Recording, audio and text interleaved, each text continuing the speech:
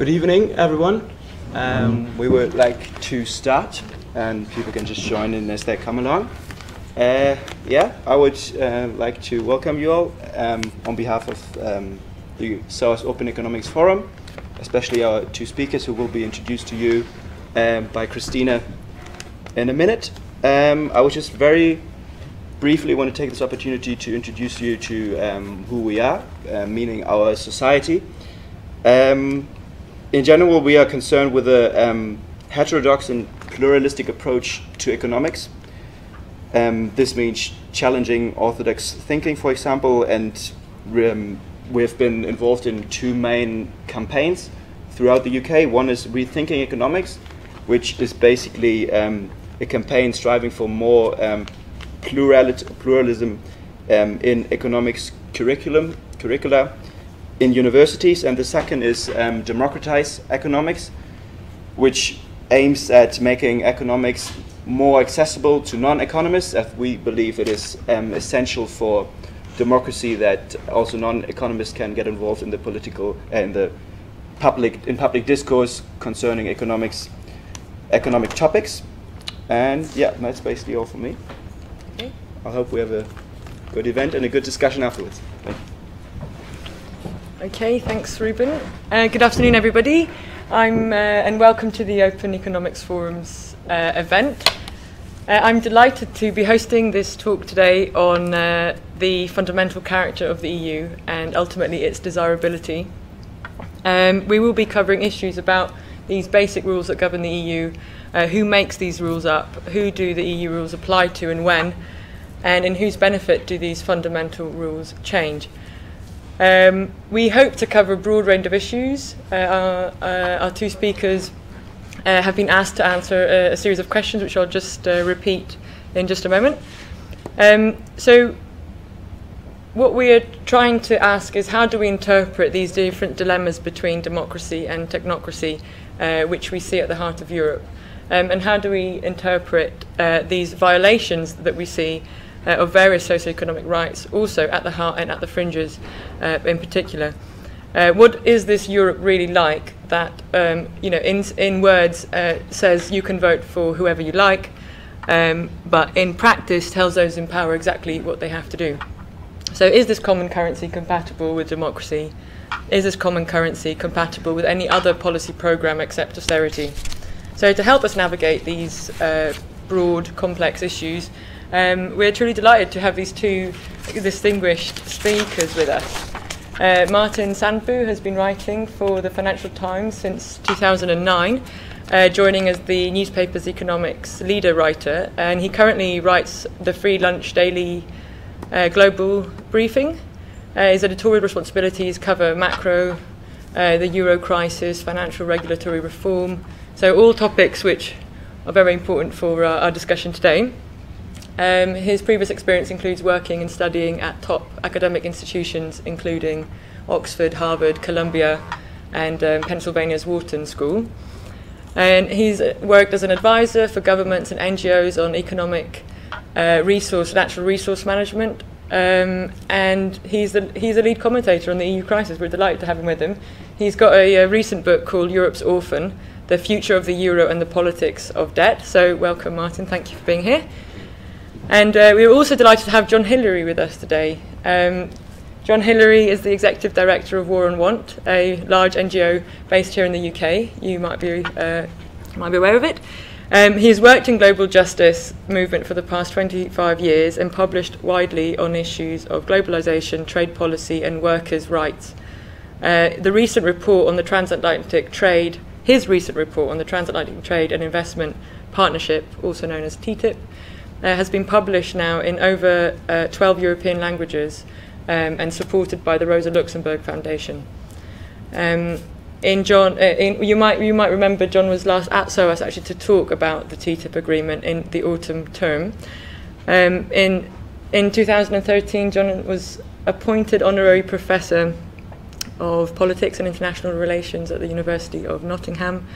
And his recent publications include The Poverty of Capitalism, Economic Meltdown, and The Struggle for What Comes Next, published by Pluto Press. And a second title includes Free Trade and Transnational Labour, recent publications, again, very close to the global, broad issues that we're going to be covering today. So big thank you to both of the speakers for being here to help us go through these issues. So the three sort of orientating questions that we wanted to focus on for today's topic were, is the EU suffering from a democratic deficit? And the most important one, are democratic concessions a necessary component of economic integration? And to bring it back home, as in to bring it back to domestic policy concerns of the current moment, how does this reflect on the concerns raised in the UK referendum debate? So we will, each speaker will take up to 20 minutes to go over their views, present their points of view, and then we will have plenty of time to open it up to the floor for questions and answers and a discussion. So without further ado, we're going to start with John Hilary and move on to Martin afterwards. So thank you. Sorry, can we just turn off the ventilation or like the air conditioning? Is it too loud? Yeah, it's just there.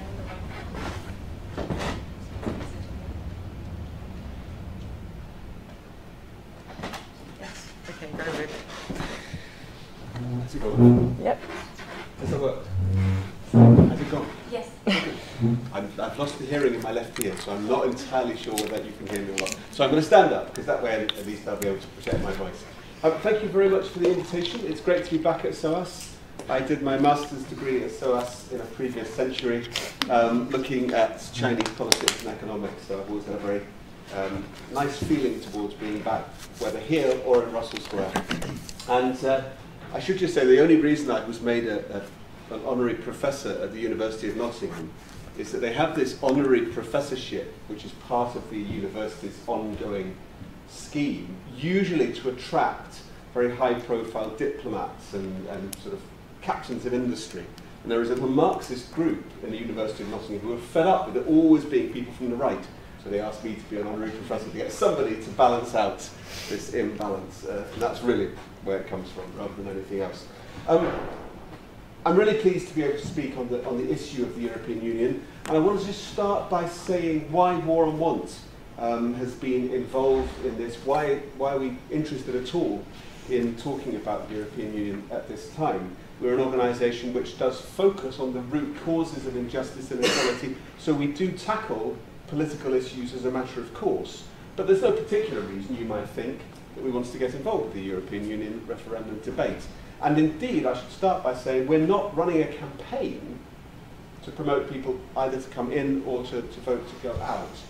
Our real point in engaging in this debate was to deepen people's understanding of what on earth the European Union is. I think we're probably in a room where you've got more understanding than most people will have. But 99.9% of British people have never, ever had any direct experience of the institutions of the EU. And so it's really a debate which is taking place at a very sort of shallow or more intuitive level about whether you like the idea of being European. And I should say from the absolute outset, I do like the idea of being European rather than being English or British. I'm totally aware of the horrific history of Europe in the world, 500 years of colonial plunder of every other country on the globe, simply in order to ensure that Europe had a nicer standard of living than anybody else. But even with that, despite everything, I do still prefer to see myself as European. We're not being asked in this referendum whether we want to be European or not. You might think we are, because a lot of people, when you hear, oh, it's really nice to do things together, we'd like to do things with our European neighbours, that's not what you're being asked. You're not being asked whether Britain can be towed out into the Atlantic and parked next to Iceland or something like that. You're being asked whether you want to be subject to the institutions of the European Union. And that's a much more particular question which I want to talk to. And in a way, it's a question which pits your heart against your head. If you want to vote because you have a warm, fuzzy feeling about being European, you should vote in. But what we're trying to do is say there are some specific reasons, much more hard-headed reasons, why you need to look carefully at the institutions of the European Union and what they mean, both in terms of these questions which Christina read out on democracy, but also in terms of the political and economic and social programme of the European Union. And this is a particular desire to re-educate the left.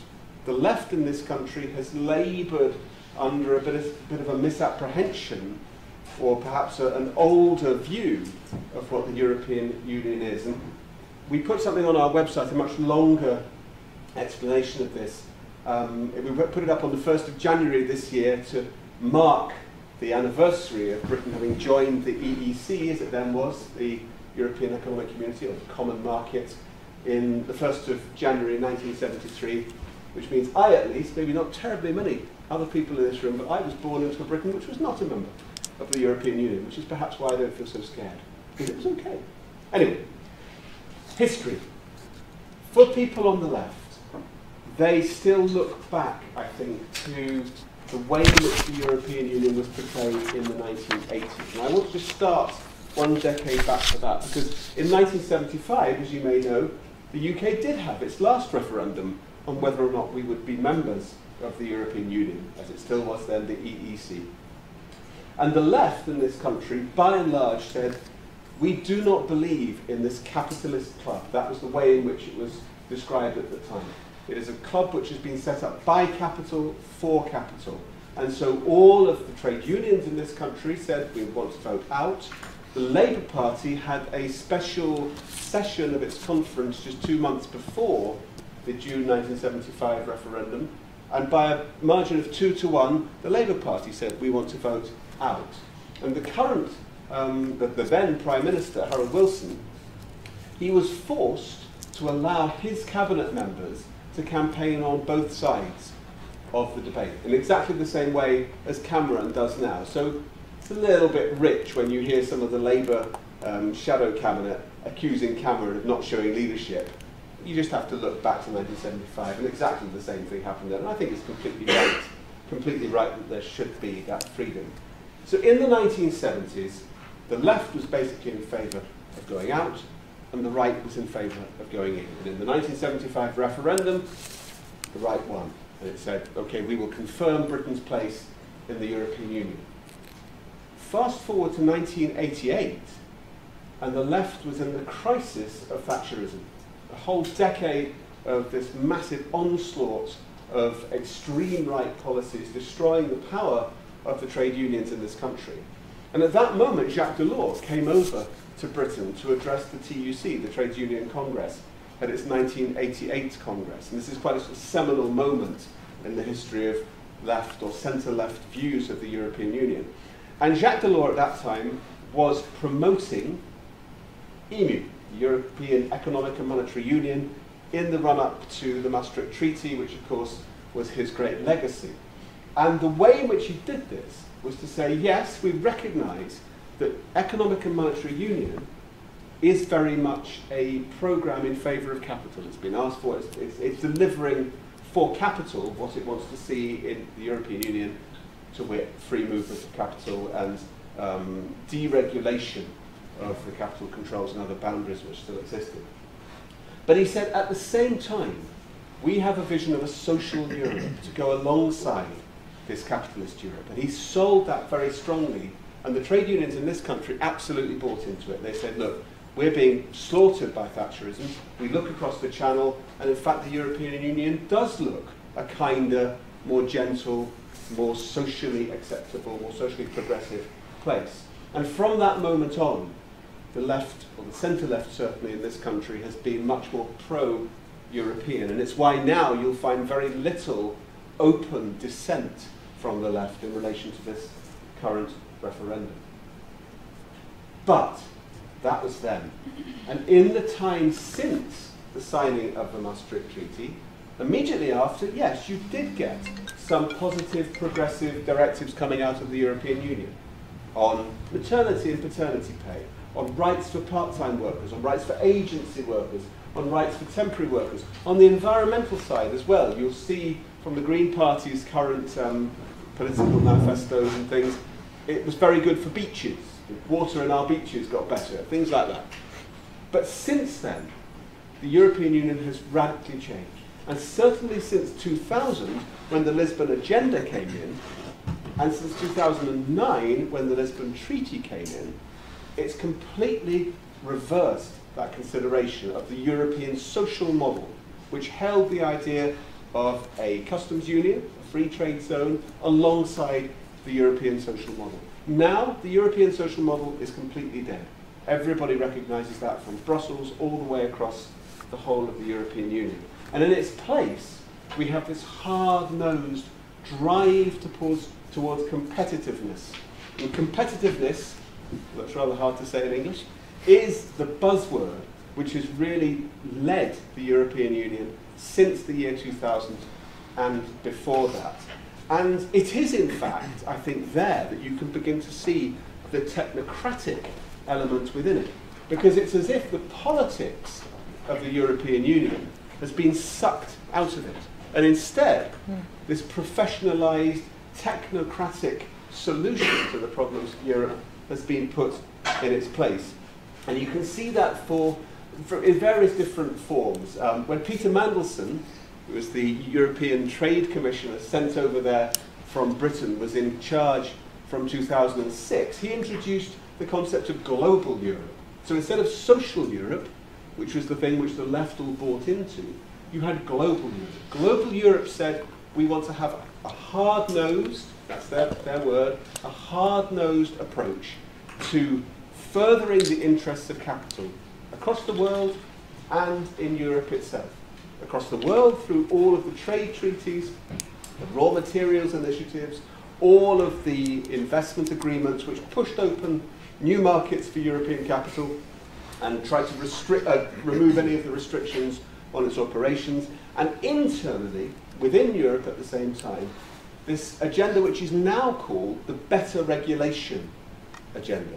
This idea that you want to minimise the burden on business, the burden on capital in its operations within Europe, just as you do outside Europe.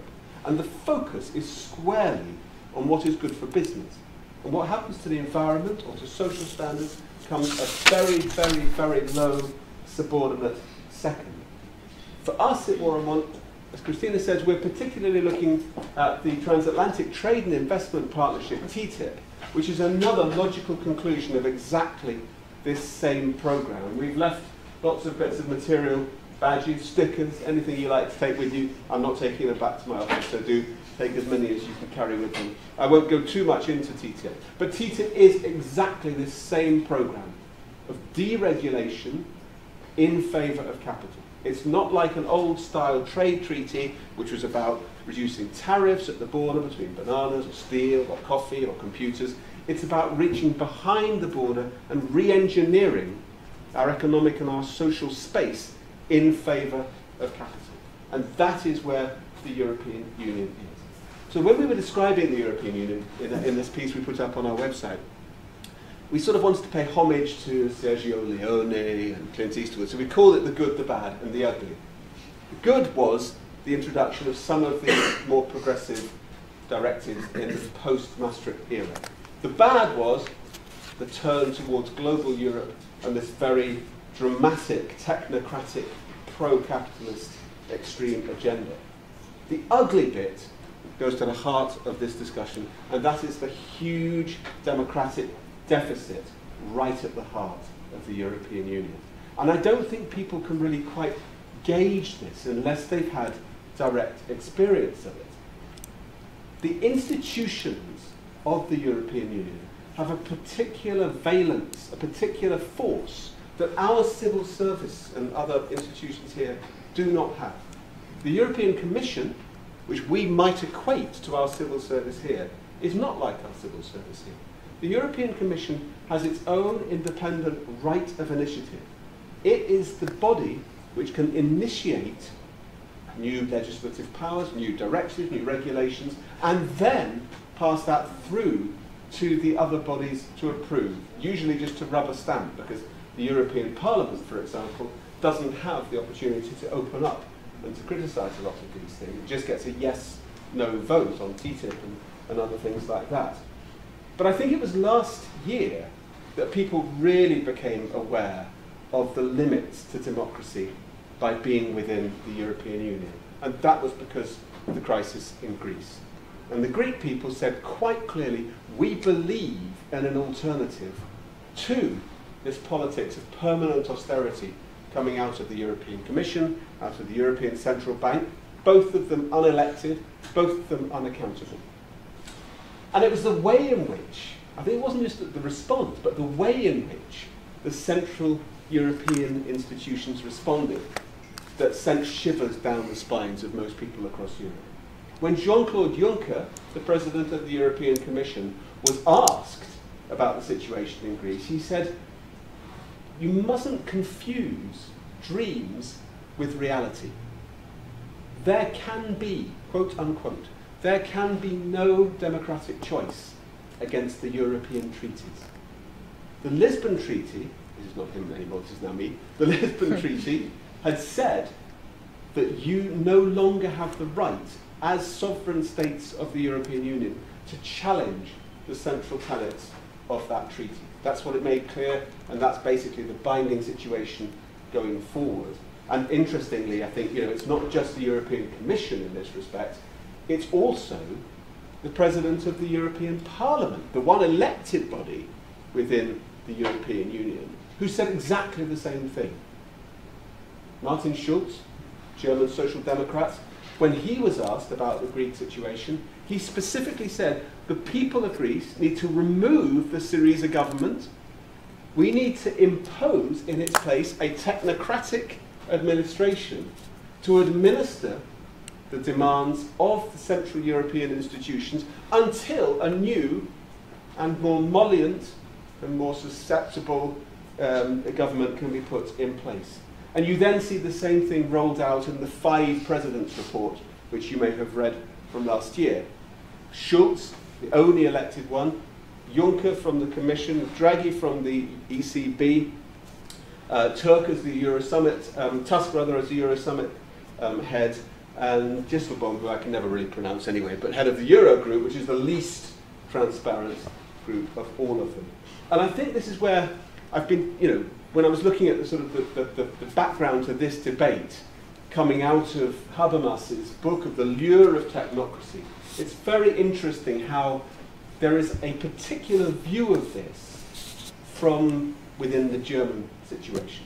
I don't know how many Germans we have in the room. I feel I can be a little bit rude about Germans because my mother's family came from Germany, so I'm not being totally nasty about it. But it is fascinating how the view from Germany of Europe is a very particular view, which the Germans don't recognize how German it sounds to everybody else and how brutal it sounds. And it was interesting being in Greece at the time of these debates last year and seeing the level of antipathy towards the German response to the Greek people was extraordinary. Armed guards around the German embassy to protect it because of the violence that the people of Greece felt that the German people were doing to them. Habermas, I think, is completely correct in pointing out that there is a crisis of legitimacy at the absolute heart of Europe. I think that is absolutely unmistakable, whether you're on the left or the right. The European Union institutions are facing their greatest crisis of legitimacy at the moment. I don't think he is correct in saying that somehow we can transcend this through a super European identity which boosts democracy by raising the status of the European Parliament to that of the European Council, and everything's going to be okay. I think he still sees the European Union through the prism of international relations, which I think is completely wrong. Whether it's in terms of the internal or the external program of the European Union, you can only understand it through the prism of political economy. That this is transnational capital uniting with capitalists outside in order to try to reprogram the European project to their benefits and to their ends. And you won't be able to counter that by however many new institutions you put up in its place at all. And the creation of a United States of Europe is actually just going straight back to the technocratic, or in the German view, the ordo-liberal approach whereby you don't need to have politics anymore. You don't believe in any class struggle or any competitive clash of interests, because suddenly it's all going to be there. Internally, austerity Europe; externally, fortress Europe. And unfortunately, this is where it links to the UK referendum, because of course here, very sadly, the only way in which we're debating this is how we can have more open markets and more closed borders.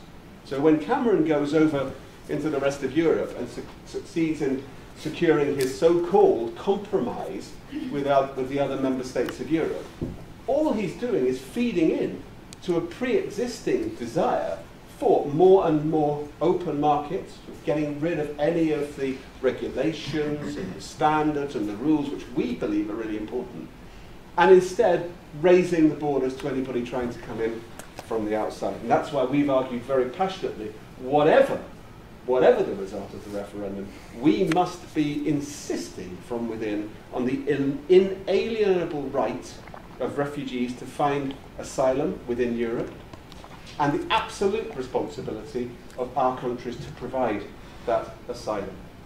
So I just want to finish by sort of maybe raising one more hopeful sign, because at the same time as all of these crises have rolled across the European Union over the past 2, 3, 4 years, there has been building a desire amongst certain groups in the left to create an alternative.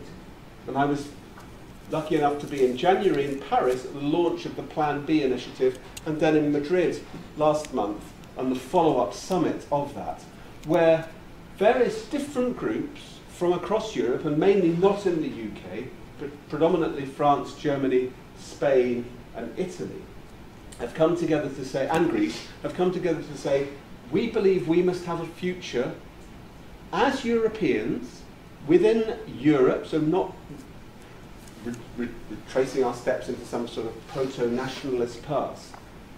We want to be European, but we want to resist and revolt against the European treaties. Now, the way they've put that allows for quite a broad spectrum of opinion of exactly what you mean there. And in fact, in Paris and Madrid, the main focus was on the euro, and that sense of saying we will no longer be prepared to sacrifice our lives and our futures for an anti-democratic currency like the euro, or in fact any other currency. Within the UK, of course, we've been pushed into a more fundamental debate about the European Union itself and membership of it, and we don't have to worry about the euro itself.